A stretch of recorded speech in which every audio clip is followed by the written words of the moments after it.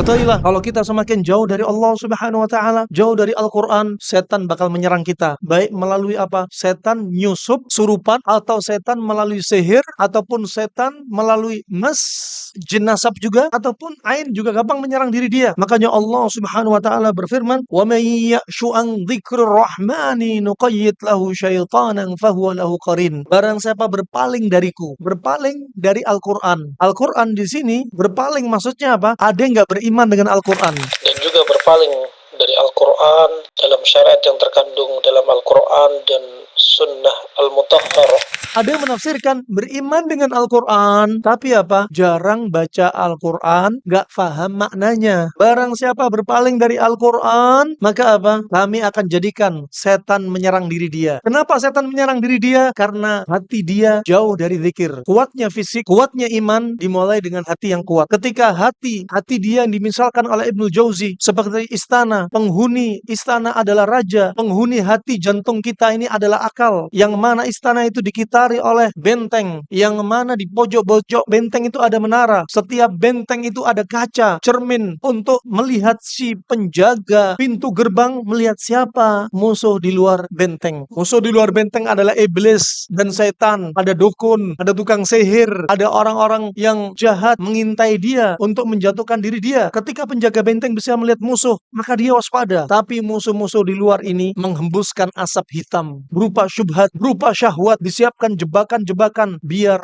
asap hitam itu menutupi kaca. Ketika kaca hitam, maka penjaga benteng nggak bisa waspada. Siapa musuh di luar? Apa yang sedang mereka siapkan dari senjata mereka? Nggak bisa waspada. Tapi ketika penjaga benteng waspada, dia banyak istighfar, dia banyak istiadah, banyak baca Al-Quran, banyak sholat, dia banyak zikir pagi petang, membentengi diri dia, menjauhkan diri dari maksiat, mendatangi semua perintah Allah, maka kaca tadi kembali jernih. Saat itulah dia bisa waspada lagi. Kemudian gak tinggal diam, iblis dan pasukannya bakal mengintip dari pintu gerbang dari kayu yang ada lubang-lubangnya. Dari lubang kecil akan dilihat penjaga benteng sedang lalai apa enggak, sedang ngantuk apa enggak, sedang ganti shift ada jedanya apa enggak. Diintai. Ketika mereka lalai, iblis dan pasukannya langsung masuk. Ketika masuk, dikalahkan semua penjaga benteng.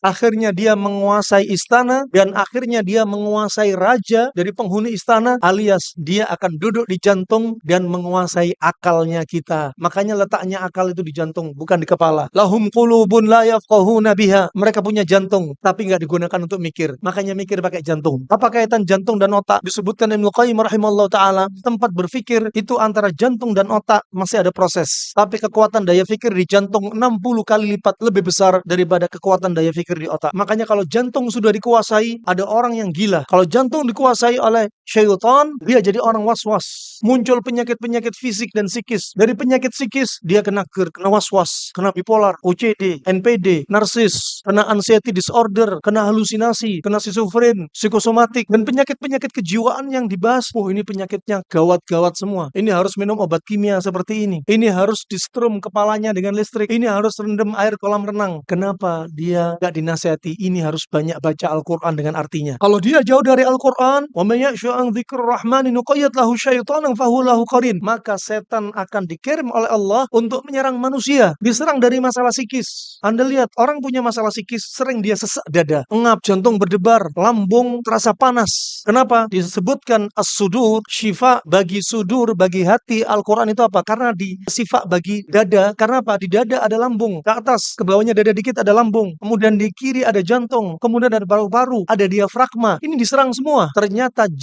lambung ketika orang mengalami was-was dekat dengan jantung, dan di situ ada saraf yang menyambung. Makanya kalau ada orang sakit mah jantung berdebar. Kalau ada orang sakit mah sesak nafas juga. Ketika psikis kena, lambung kena, paru-paru kena, jantung pun bakal kena. Ini yang awal. Belum lainnya bakal kena livernya, bakal kena ususnya, bakal kena otaknya, bakal kena rahimnya, bakal kena organ kesuburannya. Nah ini setan bakal menyerang manusia. Dan penyakit yang bakal dimunculkan oleh syaitan, setan paham mana organ dia yang paling lemah. Ada wanita dendam kepada suami, ada wanita dendam kepada kepada ibunya karena dulu ibunya pilih kasih dengan saudarinya. Ada wanita dendam kepada bapaknya nikah lagi. Ini kami dapati semua kasus. Dan anaknya ini kena varises rahim, kanker serviks, kemudian adenomyosis endometriosis. Ada yang dendamnya betul-betul membara, bergejolak, lanjut. Setelah kanker ini semua, kena tiroid, berikutnya lanjut kanker tulang dan kanker darah. Subhanallah. Nah, ini serangan apa? Syaitan. Tahu di mana orang ini lemah. Oh, nyimpen dendam. Organ yang lemah mana? Diserang sama setan. Saat itu telah dimunculin penyakit. Dan setan bakal jadi teman dia. Kenapa? Karena dia nggak segera ingat. Tadzakkaru faidahum mubsirun. Harusnya dia segera ingat, waspada. Sehingga apa? Dia kembali istiqomah dan kembali kuat. Psikis juga berdampak kepada fisik. Coba, serangan begitu dahsyat.